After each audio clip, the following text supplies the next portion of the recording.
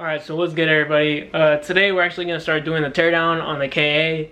A lot of the stuff that I needed, I really only needed one thing, which were the ARP head starts to actually get the stuff started, because the head gasket actually came in earlier than expected. So I was literally just waiting on the ARP head studs so I could take off the head and go ahead and install them. But a lot more of the stuff came. I got a few gauges. I got my new clutch, radiator hoses, stuff like that. I'm still waiting on more things. I'm waiting on the new intake manifold, which I actually bought the excessive one. So I'm waiting on that to come in. And my intercooler. Waiting on my intercooler to come in too. That's actually, I think it's recently just gotten shipped out, so should be here in a week or so. But yeah, I'll just show you what I have on the table right now. Alright, so I went ahead and laid out everything. I mean, this already has some like little pillar pod that I'm going to be running. It goes on the A pillar of the actual 240 and stuff. It's just a 2-gauge pillar pod, boost gauge, and then I'm gonna put my AFR right here, which is actually this one. AFR gauge, my air fuel ratio. You're gonna need that if you're tuning and stuff. So, my new White Bunny competition clutch, radiator hoses. Here's the actual head gasket, ARP head studs, and some exhaust manifold studs with the nuts, and turbo manifold studs with nuts. And I also bought a new drain plug just cause, and it's also magnetic. But I mean, you already seen this, the sandwich plate. And oh, my new pulleys. This is my new my crankshaft pulley and alternator pulley. I already have the water pump pulley on here. But yeah, let's actually start by popping off the valve cover, all the spark plugs, and we'll start to get ready to pull off the head.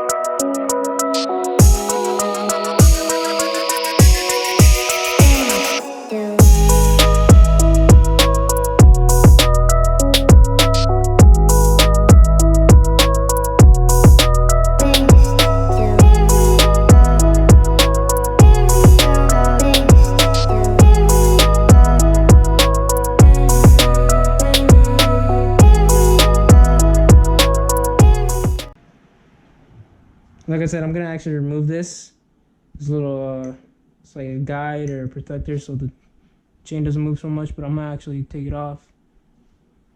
So because you have a common issue where they start getting a lot more noisy.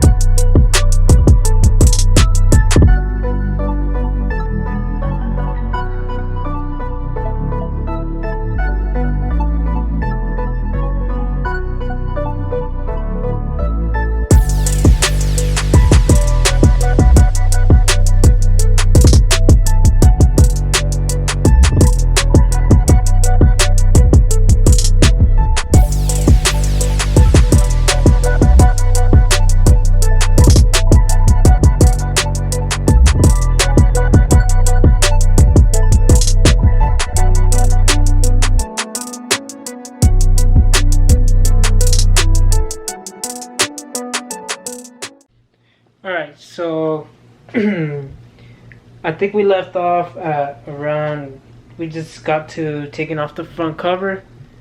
We took off the timing cover and all that.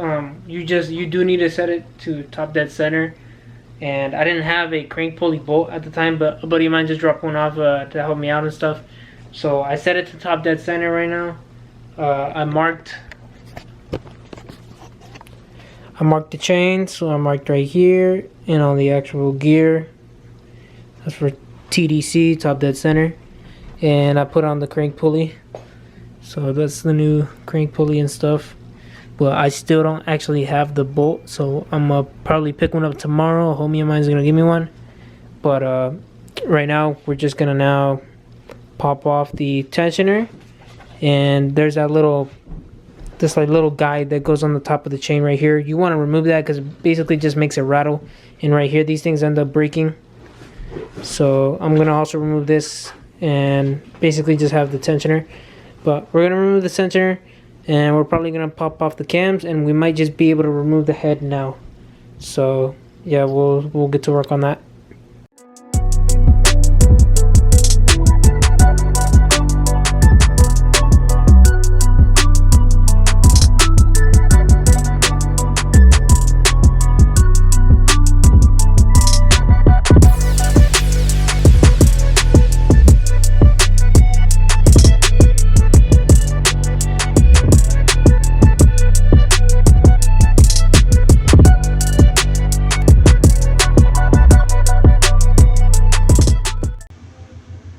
Alright, now let's pop off the cams, I believe. So you're gonna have to hold the crank, make sure everything's at top dead center. Make sure you have everything at TDC before you do anything with the chain. You have everything marked. I'm actually not sure, because this is marked previously, and I'm actually not sure if it's even in timing correctly. So if you're doing this and you're not sure if it's at top dead center, right here on cylinder 1, you can tell that it's at top dead center because the intake cam and the exhaust cam, you can see their exhaust lobes, they're complete opposite from each other. They're facing the complete opposite direction of each other. And we're gonna hold the crank, and I'm gonna pop these gears loose.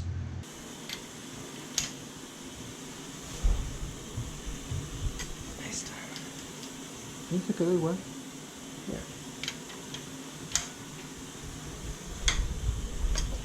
Nice time. Yeah, study. Okay. And then these are going to probably require a little bit of pressure to pop off. So you can use like a little pry bar, like a flathead.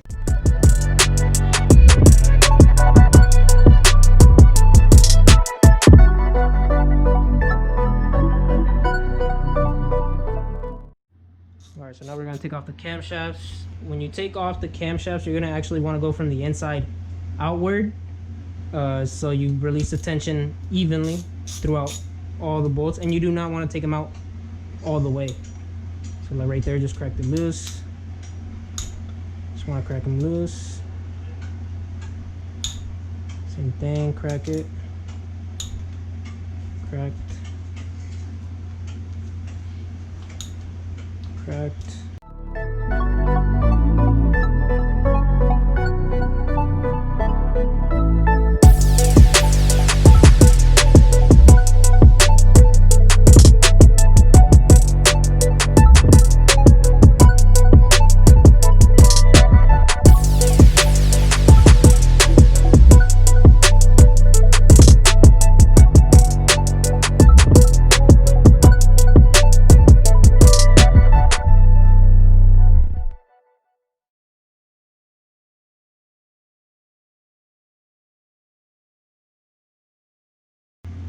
Okay, they're all nice and loose.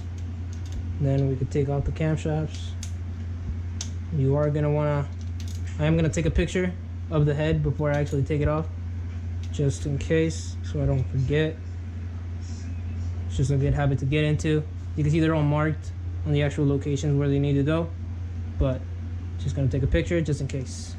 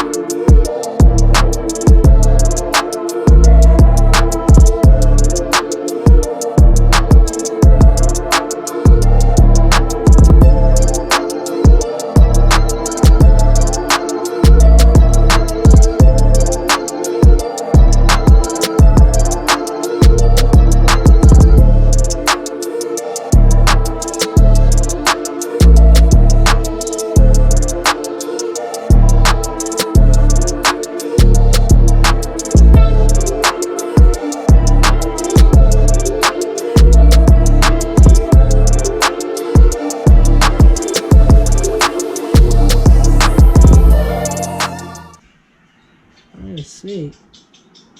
It looks pretty clean. I can pop off the head now. Studs are visible. Studs are all visible right there. Probably the same sequence, inside and out. So, took up all the cams. We now have access to the head studs. And before we actually do that, this is the actual timing gear for the bottom end and connect to the top end. So we're gonna have to loosen this up. We're not gonna take it out completely because it's actually on the head and we don't want to have this jiggling around all loose. But I only marked the one side. I'm gonna mark another one just like probably right here, just so we're sure of where they're going.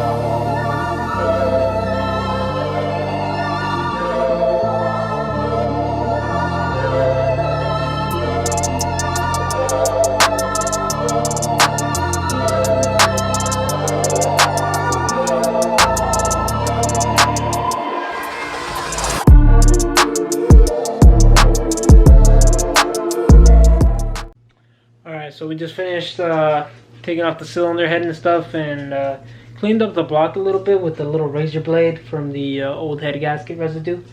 But I'm just gonna show you one last look of the head gasket and the head and everything that we actually took apart today. But here it is. I'm probably gonna actually throw the head back on tomorrow. I'm just gonna clean it up a little better tomorrow morning and stuff, and the cylinder wall is actually pretty good. I mean, I'm not sure if it's kind of tainted yellow because of oil. I really hope not, and I really hope these ring